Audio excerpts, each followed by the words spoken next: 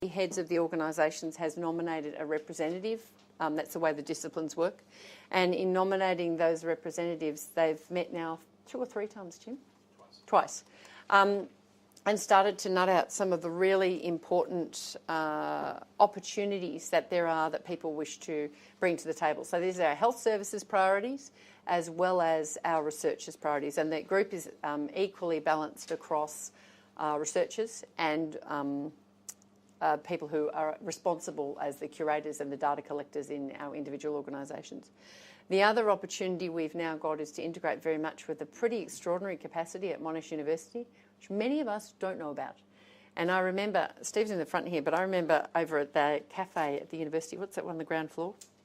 Chinquilera, where for the first time ever I got some insight into the complex web that is the Monash University data system by having it drawn all over the paper tablecloth at the Chinquilera. And it's very difficult for most of us who are not necessarily on campus and embedded in that to understand where our e-solutions, e-research, where the School of Public Health, where others sit, and where the very significant bioinformatics, much broader than health, actually sit within the university.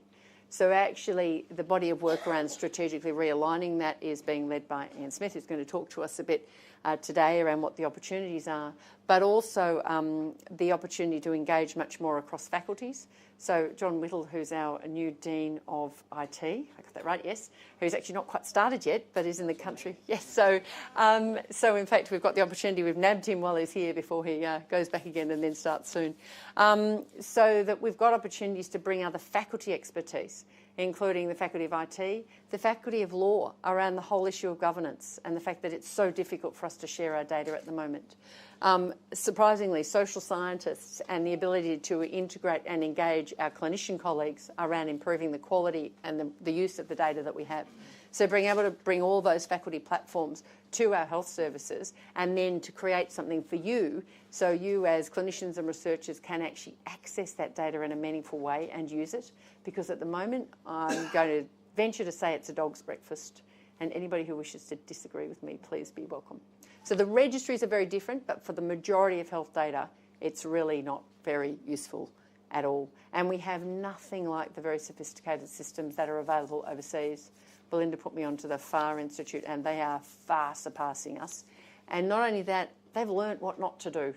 And all I can say is I desperately hope we don't go ahead and do the wrong things like private industry ownership of our clinical data, and the mistakes around government completely controlling and having total transparent access to data, which clinicians will never trust. So there's been all these learnings that have happened before, and we really don't need to reinvent the wheel, but we need to make sure that we actually have a leadership and a strong say in that space.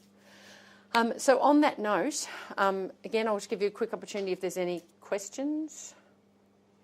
Okay, we've got a very quiet audience. I might actually, yes. Did you want to ask something?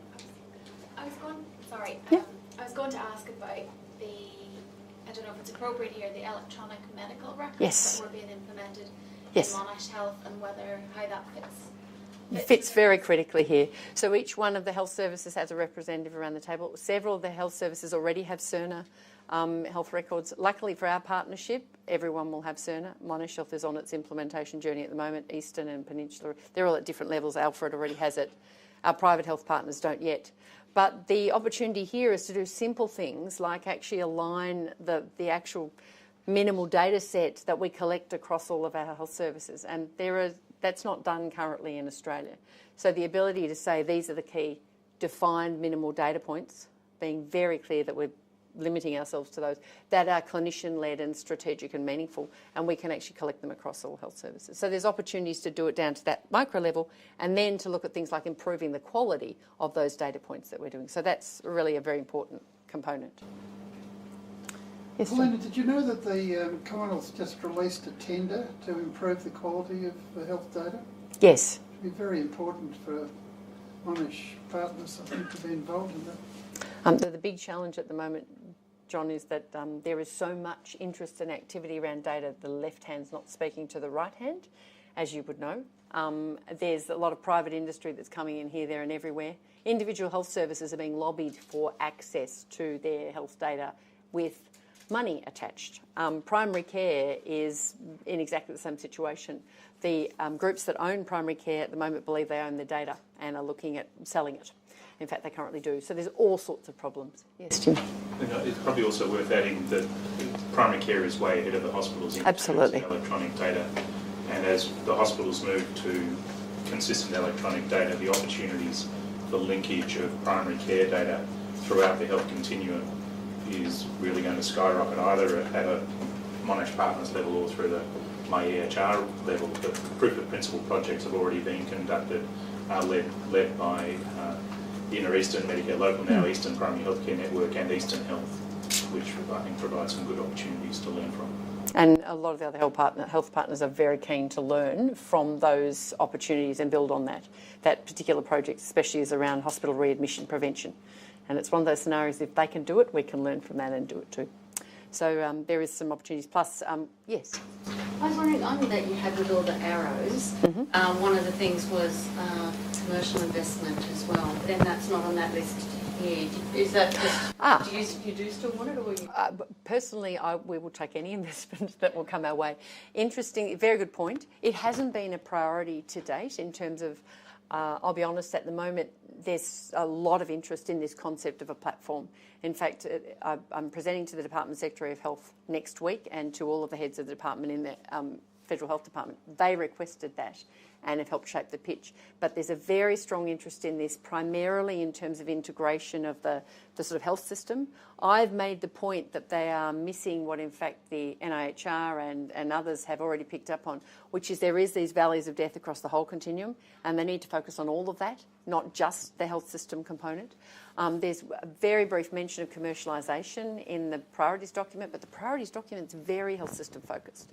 So I suspect, because I'm now have the privilege or disadvantage of sitting on a national committee that's advising on what the NHMRC will fund and what the MRFF will fund. That will be really interesting.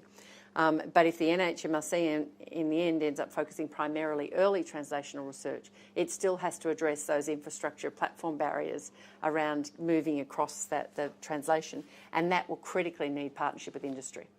So really important. It just, at the moment, most of the momentum has been in fixing something that is a bit of a burning platform. But yes, very important. There's a big opportunity. Yes. And it's also something that Monash is really good at. If you actually look at our track record, it's very strong, and many of you in the room have worked successfully with industry.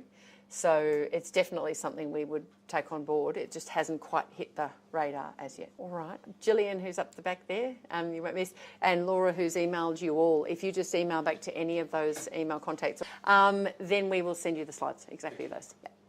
And please feel free to spread those messages as far as you can. I've told you as much as there's a lot more that we've had in individual discussions with the MRFF team that are not able to be discussed, but at a high level are not really different to what we've talked about today. And as of next week, we'll have a much better idea as well.